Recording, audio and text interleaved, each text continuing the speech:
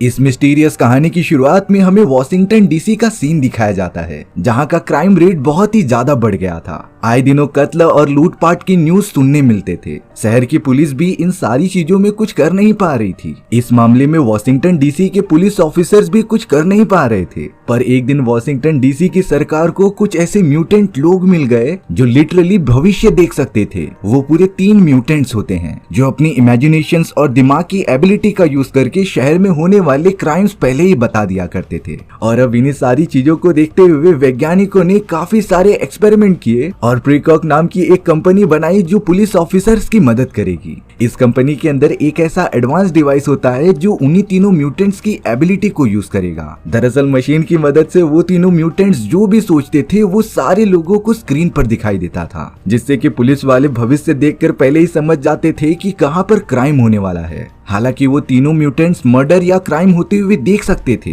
लेकिन ये सारे विजन्स काफी ज्यादा धुंधले होते हैं। और तो और वो म्यूटेंट्स लोकेशन के भी बारे में नहीं बताते, इसीलिए पुलिस वालों को वो सारी फुटेज देखकर ये अंदाजा लगाना पड़ता था कि ये क्राइम कहां पर हो सकता है। इसी तरीके का यूज करते करते पुलिस वालों ने काफी ज्यादा क्राइम रेट नीचे ला दिया था। अब तो वॉशिंगटन डीसी में मर्डर, चोरी और डकैती सारी चीजें बंद हो चुकी थी। इसका पूरा क्रेडिट प्रीकॉक कंपनी और उन तीनों म्यूटेंट्स को जाता है। अब हमें जॉन नाम का एक आदमी दिखाया जा रहा था जो उसी प्रीकॉक कंपनी में काम करता है। जॉन हमेशा की तरह अपने डिपार्टमेंट में जाकर अपना काम देख रहा था। तभी अचानक जॉन की टीम को उन म्यूटेंट्स की मदद से ये पता चलता है कि पास ही में एक क्राइम होने वाला है, जिसमें दिखाया जा रहा था कि एक आदमी अपनी वाइफ और उसके लवर को जान से मार रहा था। इसीलिए ये मर्डर को रोकने के लिए जॉन अपनी पूरी टीम के साथ निकल पड़ता है उस जगह पर। दरअसल उस आदमी को अपने वाइफ पर शक था कि वो उसे चीट कर रही है, और उसने तो एक बार अपनी वाइफ को उसके लवर के साथ देख भी लिया था। इसीलिए अब उस आदमी ने डिसाइड किया कि वो अपनी वाइफ और उसके लवर दोनों को ही मार देगा। तभी जॉन और उसकी पूरी टीम जल्द से जल्द उस जगह पर पहुंच गई थी। वो तो उस आदमी को मर्डर करने से पहले ही पकड़ लेते हैं, जिसके बाद उसे पकड़कर जेल के अंदर बंद कर दिया गया था। यानी कि अब वो आदमी जो अपनी वाइफ और लवर को मारने के चक्कर में था वो अब मर्डर नहीं कर पाएगा, जिससे कि जॉन की टीम ने शहर में होने वाले एक और मर्डर केस को बंद कर दिया।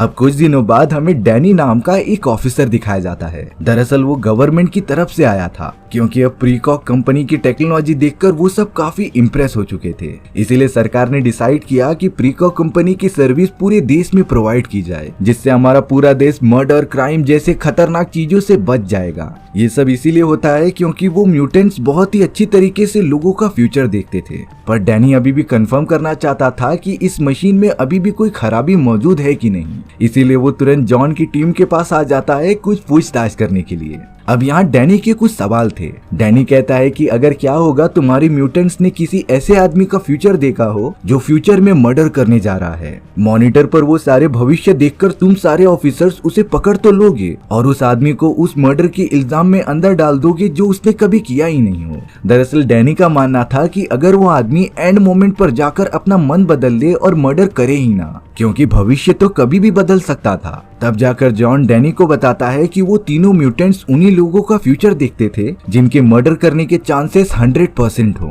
बाकी लोग जो मर्डर करने के बारे में सिर्फ सोचते थे, उनका भविष्य म्यूटेंट्स को नहीं दिखता, और इसी वजह से हमारा पूरा डिपार्टमेंट उन तीनों म्यूटेंट्स पर आंख बंद करके भरोसा कर सकता था। अब यहाँ डैनी रिक्वेस्ट करता है कि उसे उन तीनों म्यूटेंट्स को एक बार देखकर चेक करना है। डैनी गवर्नमेंट एम्प्लॉय था, इसीलिए उसकी बात को नकारा नहीं जा सकता। जॉन और कुछ ऑफिसर्स डैनी को लेकर उस कमरे में चले जाते हैं जहाँ पर उन तीनों म्यूटेंट्स को रखा गया था। दरअसल वो म्यूटेंट्स ना ही जग रहे होते हैं और ना ही सो रहे होते हैं। उनके बॉडी के अंदर अजीब तरीके के केमिकल्स डालकर सिर्फ जिंदा रखा गया था, जिससे कि उनकी बॉडी और कॉन्शियसनेस कई सालों तक जिंदा रह सकते थे। अब उन म्यूटेंट्स को देखने के बाद डैनी वहां से चला गया था, पर तभी उन तीनों म्यूटेंट्स में से एक म्यूटेंट जिसका नाम अगाथा होता है, उसने जॉन को पकड़ लिया था और अब वो जॉन से रिलेटेड पास्ट की चीजें मॉनिटर पर दिखाने लग जाती हैं। जॉन तो स्क्रीन के अंदर कुछ अजीब चीज देख पा रहा था, लेकिन उसे कुछ समझता नहीं। तब जाकर जॉन का एक साथी ऑफिसर आता है और अगाथा को वापस केमिकल में डाल देता है। जॉन समझ नहीं पा रहा था कि आखिर वो सारी चीजें थी क्या। जॉन तो कुछ भी समझ ही नहीं पाता कि अगाथा उसे क्या दिखाना चाहती थी। जिसके बाद जॉन अपने घर पर आ जाता है। दरअसल जॉन कुछ सालों पहले अपनी वाइफ और एक बेटे के साथ रहा करता था, लेकिन एक दिन जब जॉन अपने बेटे को लेकर नदी के किनारे गया होता है, तब थोड़ी ही देर बाद उसका बेटा अचानक से गायब हो गया था। जॉन ने उस टाइम पर पूरा शहर का चप्पा चप्पा छान मारा, लेकिन उसका बेटा कहीं भी नहीं मिलता। इन्हीं सारी बातों की वजह से जॉन और उसकी वाइफ की अनबन होने लगी और उन दोनों ने डाइवोर्स ले लिया। इतनी बुरी चीजें होने के बाद तो जॉन को ड्रग्स की लत लग गई थी। वो तो पूरा दिन अपने घर में बैठा हुआ ड्रग्स पीता ही रहता था। अच्छी बात ये थी कि कुछ दिनों से जॉन ने ड्रग्स पीना बंद कर दिया है, लेकिन जॉन के दिमाग में अभी भी वही सारी बातें घूम रही थी जो अगाथा ने उसे मॉनिटर पर दिखाई होती हैं। जॉन इतना तो समझ गया था कि शायद से अगाथा उसे कुछ बताने की कोशिश कर रही है और मॉनिटर पर दिखाई गई चीज किसी न किसी क्राइम की तो होगी ही। इसीलिए जॉन कुछ पूछताछ करने के लिए जेल के अंदर आ जाता है। ये जेल बहुत ही ज्यादा एडवांस था, जहाँ पर उन सारे अपराधियों को रखा जाता था जिन्हें की प्रीकॉक कंपनी फ्यूचर देखकर पकड़ कर लाती थी। सभी अपराधियों की बॉडी से वो क्लिप अटैच कर दी जाती है जिसमें कि वो किसी का मर्डर कर रहे थे या फिर किसी भी टाइप का क्राइम कर रहे थे। और अब जॉन जेल के वार्डन से रिक्वेस्ट करता है कि वो एक एक करके सारे पेशेंट के क्लिप्स दिखाएं, क्योंकि वो मैच करना चाहता था कि अगाथा द्वारा दिखाई गई वो सारी फुटेजेस जेल में मौजूद किसी भी अपराधी के किए गए गुनाह से मैच करती है कि नहीं। पर अफसोस जॉन को कोई भी रिजल्ट नहीं मिलता। ऐसा कोई अपराधी नहीं था जिसने जॉन की मिली हुई वीडियो फुटेज के अकॉर्डिंग अपराध किया था। लेकिन जॉन को तो कैसे भी समझना पड़ेगा कि अगाथा उसे आखिर क्या बताने की कोशिश कर रही थी। जॉन वार्डन से कहकर कुछ अपराधियों की फुटेज लेकर वहां से चला जाता है। अब यहाँ जॉन सीधा अपने डिपार्टमेंट के हेड ऑफिसर जिनका नाम बिडेन था, उनसे अपने इसी केस के बारे में बात कर रहा होता है। लेकिन बिडेन ने जॉन की हालत देखकर ये कह दिया था कि तुम्हें आराम की जरूरत है। तुम ये सारी चीजें इसीलिए सोच रहे हो क्योंकि तुमने अपना बेटा खो दिया है और तुम खुद को ही उसका दोषी मानते हो। खुद को गिल्टी फील कराना बंद करो और जाकर आराम करो। जॉन बिडेन की बात मानकर चला जाता है और अपना काम आराम से करने लगता है। अब एक दिन जॉन इसी तरीके से अपने डिपार्टमेंट में आकर सारी फुटेजेस देख रहा था, जिसमें कि उसे वो तीनों म्यूटेंट्स एक पास ही में होने वाले मर्डर की तस्वीर दिखाते हैं। उसके अंदर लियो नाम के एक आदमी का मर्डर होने वाला था। लेकिन यहाँ जॉन तो एकदम शॉक रह जाता है क्योंकि जिस आदमी ने लियो को मारा था वो और कोई नहीं बल्कि वही होता है, यानी कि जॉन आने वाले कुछ समय में मर्डर करेगा। जॉन ये देखकर बहुत ही ज्यादा घबराने लगता है। वो अपने दोस्त को ये सारी बातें नहीं बताना चाहता था, इसीलिए जॉन उसे थोड़ी देर के लिए बाहर भेज देता है। अब यहाँ जॉन को तो पता था कि अगर ऑफिसर्स ने ये वीडियो फुटेजेस देख ली तब वो जॉन से बिना पूछताछ किए जेल में बंद कर देंगे। जॉन को इसीलिए ये सब पता था क्योंकि वो सालों से यही काम करते आ रहा है। उसने न जाने कई हजारों अपराधियों को इसी तरीके से पकड़ा था और जेल में बंद किया था। अब जॉन इस बारे में बिना किसी को भी बताए डिपार्टमेंट में से बाहर निकलने लग जाता है। जॉन तो जल्द से जल्द यहाँ से दूर भागना चाहता था। वहीं दूसरी तरफ हमें डैनी दिखाया जाता है जो अपनी कुछ छानबीन के लिए जॉन के घर पर आ चुका था। जॉन के घर की अच्छे से तलाशी लेने के बाद उसे बहुत सारे ड्रग्स के पैकेट भी मिले, यानी कि जॉन कभी कभार ड्रग्स ले लिया करता था। जॉनी तो लगातार अपने आदमियों की मदद से जॉन के खिलाफ रिपोर्ट तैयारी करता रहता है। वहीं दूसरी तरफ तो जॉन अब अपनी कार लेकर लगातार शहर से दूर जा रहा था और अब तक डिपार्टमेंट के सारे पुलिस ऑफिसर्स को जॉन की वो फुटेज मिल चुकी होती है जिसमें कि वो लियो नाम के आदमी का कत्ल कर रहा था। बिडेन को जब ये बात पता चली तब वो भरोसा ही नहीं कर रहा था क्योंकि उसे जॉन पर यकीन होता है कि वो ऐसा काम नहीं कर सकता। लेकिन आज तक उन तीनों म्यूटेंट्स का प्रेडिक्शन गलत हुआ ही नहीं है। इसीलिए मजबूरी के कारण बिडेन जॉन को कॉल करता है और उसे यहाँ आने के लिए कहता है। बिडेन ने जॉन को भरोसा दिलाया कि वो उसके साथ कुछ भी नहीं करेंगे, लेकिन असली रियलिटी तो जॉन को ही पता थी। अगर उन पुलिस ऑफिसर्स ने गलती से भी जॉन को पकड़ लिया तब वो बिना कुछ सोचे समझे उसे जेल में डाल देंगे। इसीलिए जॉन उड़ने वाली कार की मदद से लगातार भागता ही रहता है, पर उसकी कार को शायद ऑफिसर्स ने हैक कर लिया था और वहीं पर रोक दिया था। वो कार तो वापस डिपार्टमेंट की तरफ आ रही होती है, लेकिन जॉन कार के शीशे को तोड़कर वहां से बाहर निकल जाता है। अब तो वो भागते भागते एक बहुत ही बड़ी और एडवांस जगह पर आ गया था। सारे लोग अपने अपने काम में बिजी होते हैं। ये वो समय था जहाँ पर किसी भी टाइप की करेंसी या फिर पैसे नहीं चलते थे, बल्कि अगर किसी भी इंसान को कुछ भी खरीदना होगा तब उसके आंखों को स्कैन किया जाता था और उसके अकाउंट से उतने क्रेडिट ले लिए जाते थे। इसी तरीके से जॉन जब कुछ दुकानों पर जाकर अपने आंखों को स्कैन करता है तब उसकी हिस्ट्री पुलिस वालों को मिल चुकी थी, यानी कि अब उन सभी को जॉन के लोकेशन का भी पता है। इसीलिए ऑफिसर्स बिना देरी किए उस पूरी जगह को घेर लेते हैं जहाँ पर जॉन मौजूद था। ऑफिसर्स जॉन को कह रहे थे कि तुम चुपचाप हमारे अंडर आ जाओ, हम तुम्हें ज्यादा नुकसान पहुंचाएंगे ही नहीं। लेकिन जॉन इस तरीके से किसी के हाथ नहीं आना चाहता था। वो तो लगातार ऑफिसर्स को चकमा देकर वहां से भागता रहता है। ताज्जुब की बात ये थी कि इतने सारे ऑफिसर्स मिलकर जॉन को पकड़ ही नहीं पा रहे थे। जॉन बहुत ही ज्यादा फुर्तीला और भागने में माहिर था, जो लगातार पास में आ रहे सभी ऑफिसर्स को चकमा देकर दूर भाग जाता है। और अब इसी तरीके से जॉन ऑफिसर्स के हाथ में आए बिना वहां से निकल जाता है। देखते ही देखते पूरे शहर में जॉन के बारे में खबर फैल गई थी कि वो एक अपराधी है और उसे जल्द से जल्द पकड़ना होगा।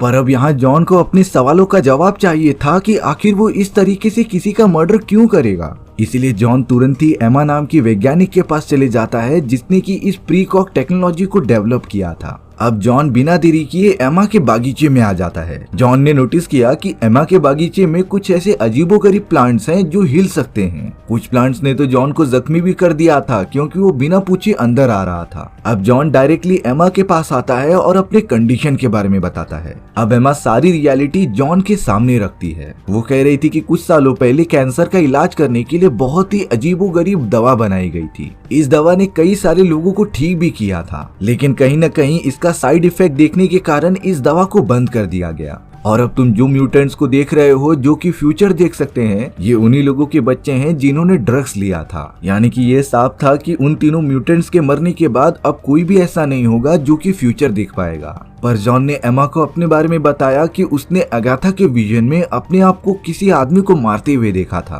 तब जाकर एमा समझाती है कि वो तीनों म्यूटेंट जब भी किसी आदमी का फ्यूचर देखते थे, तब वो जरूरी नहीं कि ये इसी दुनिया का फ्यूचर हो। इसके लिए एक अल्टरनेट रियलिटी भी होती है, जैसे कि एक आदमी हमारी दुनिया में मर्डर करता है। ये सारी बातें उन म्यूटेंट्स को पहले ही पता चल जाएंगी, लेकिन कोई भी कंफर्म नहीं कर सकता कि वो आदमी इसी दुनिया में मर्डर करेगा या फिर अल्टरनेट दुनिया में। एमा की बातें समझने के बाद जॉन को एहसास होता है कि उसने कई सारे मासूम लोगों की जान ले ली, क्योंकि जिन अपराधियों को जॉन ने जेल के अंदर डाला था, शायद से वो किसी और रियलिटी में क्राइम करने जा रहे थे, जिसका मतलब ये था कि वो सारे लोग बिना कुछ क्राइम किए ही सजा काट रहे हैं। पर जॉन खुश था, क्योंकि उसने जो विजन्स देखे थे जिसमें कि वो किसी का कत्ल कर रहा है, वो शायद से किसी और रियलिटी का हो सकता है। और अब जॉन किसी का भी कत्ल किए बिना उस विजन को बदल सकता था। लेकिन अब एमा कहती है कि तुम्हें अपने आंख और चेहरा बदलना पड़ेगा, क्योंकि इस तरीके से तुम्हें सारे पुलिस वाले आसानी से ढूंढ लेंगे।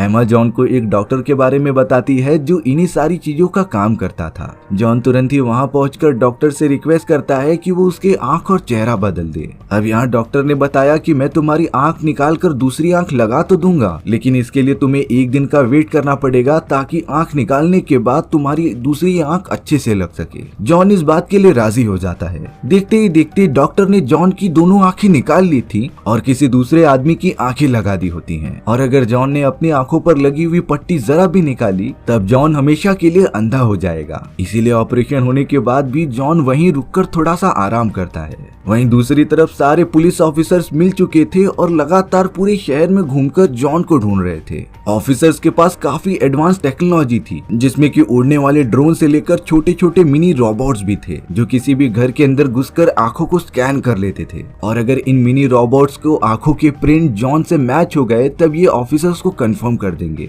कुछ मिनी रोबोट्स तो लिटरली जॉन को ढूंढते हुए उस घर में आ जाते हैं। जॉन आवाज सुनकर समझ तो गया था कि ये डॉक्टर नहीं बल्कि कोई और हो सकता है, इसीलिए वो खुद को बचाने के लिए एक बाथ टब में जाकर सांस रोक कर बैठ जाता है। पर वो मिनी रोबोट किसी भी इंसान की बॉडी हीट को ढूंढकर पकड़ लेते थे। इसी तरीके से उन्होंने जॉन को भी पकड़ लिया। पर जैसे ही वो उसकी आंखें खोलकर स्कैन करते हैं, तब ये पता चला कि वो जॉन है ही नहीं। इसीलिए वो सारे मिनी रोबोट्स वहां से निकल पड़े थे। जॉन तो बाल बाल बचा था। हालांकि जॉन की आंखें पूरी तरीके से लगी नहीं थी, लेकिन अगर 1% भी आंखें जॉन की नहीं होंगी, तब वो डिटेक्ट ही नहीं कर पाएगा। और अब कई घंटों बाद जॉन की आंखें पूरी तरीके से लग चुकी होती हैं। जॉन ने डिसाइड किया कि वो अगाथा को जाकर किडनैप करके लेकर आ जाएगा। इसीलिए सबसे पहले वो प्रीकॉक कंपनी में हो रहे एक फंक्शन में चला जाता है। जॉन ने अपने आप को इंजेक्शन लगाकर अपना चेहरा थोड़ा सा बदल लिया था और अब वो बड़ी चालाकी से अंदर घुसते हुए अगाथा के रूम में पहुंच जाता है। उसने अगाथा के सिस्टम को डीएक्टिवेट करके उसे बाहर निकाला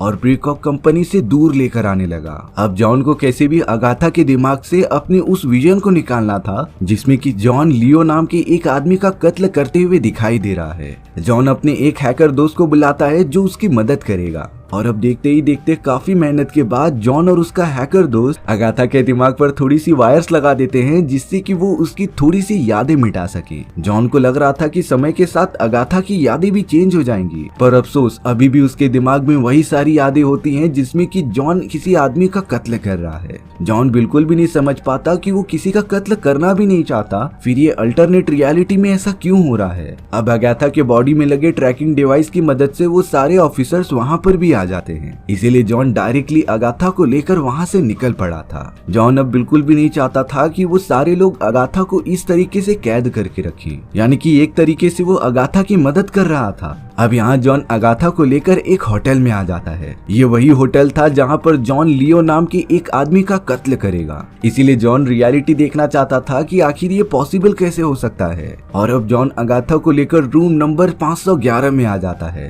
अंदर आने के बाद जॉन ने देखा कि बेड पर बहुत सारे बच्चों के फोटोज रखे हुए हैं, पर उन्हीं सारे फोटोज में जॉन को अपने छोटे बेटे की भी तस्वीर दिखाई देती है। जॉन तो बहुत ही ज्यादा शॉक होकर उस लियो नाम के आदमी से पूछताछ करने लगा था कि आखिर तुम्हारे पास इतने बच्चों के साथ साथ मेरे बेटे की तस्वीर क्यों है। बहुत ज्यादा मार खाने के बाद लियो बताता है कि मैंने इन सारे बच्चों को भेज दिया, लेकिन तुम्हारा बेटा बीच रास्ते में एक्सीडेंट होने की वजह से ही मारा गया। जॉन तो अब बहुत ही ज्यादा आग बबूला होकर लियो को लगातार मारने लगता है। वो पूरी तरीके से आउट ऑफ कंट्रोल हो गया था, क्योंकि उसका एक ही बेटा था जो अब उसके साथ नहीं है। और अब एक समय ऐसा आता है जब जॉन ने गुस्से में आकर उस लियो के ऊपर गन तान दी थी। ये वही समय होता है जहाँ पर अगाथा ने फ्यूचर देखा था कि जॉन लियो को गोली मार देगा, लेकिन यहाँ पर जॉन प्रैक्टिकल वे में काम करता है और एकदम शांत रहता है। उसने लियो को गोली नहीं चलाई थी, लेकिन लियो तो जॉन को बोलने लगा था कि उसे गोली चलाने के लिए, क्योंकि इसी वजह से उसकी फैमिली को सारे मेडिकल के पैसे मिलेंगे। जॉन ने तो डिसाइड कर लिया था कि वो लियो को गोली नहीं मारेगा, बल्कि उसे जेल में जाकर सजा देगा। पर तभी अचानक लियो जॉन की गन लेकर अपने आप को फायर कर देता है, जिससे कि वो बिल्डिंग से नीचे गिर चुका था। जॉन तो अब अगाथा को लेकर हमेशा के लिए शहर से कहीं दूर चला जाता है, और अब वो अगाथा के साथ ही अपनी आगे की जिंदगी गुजारेगा। इसी तरीके से हमारी ये कहानी यहीं पर खत्म हो चुकी थी। सो व्यूअर्स, आपको ये मिस्टीरियस कहानी कैसी लगी कमेंट सेक्शन में बताना भूलना मत। और अगर आपको मेरा एक्सप्लेनेशन 1% भी अच्छा लगा होगा ना, तो वीडियो को लाइक एंड चैनल को सब्सक्राइब जरूर कर देना। मिलते हैं नेक्स्ट वीडियो में, बाय बाय।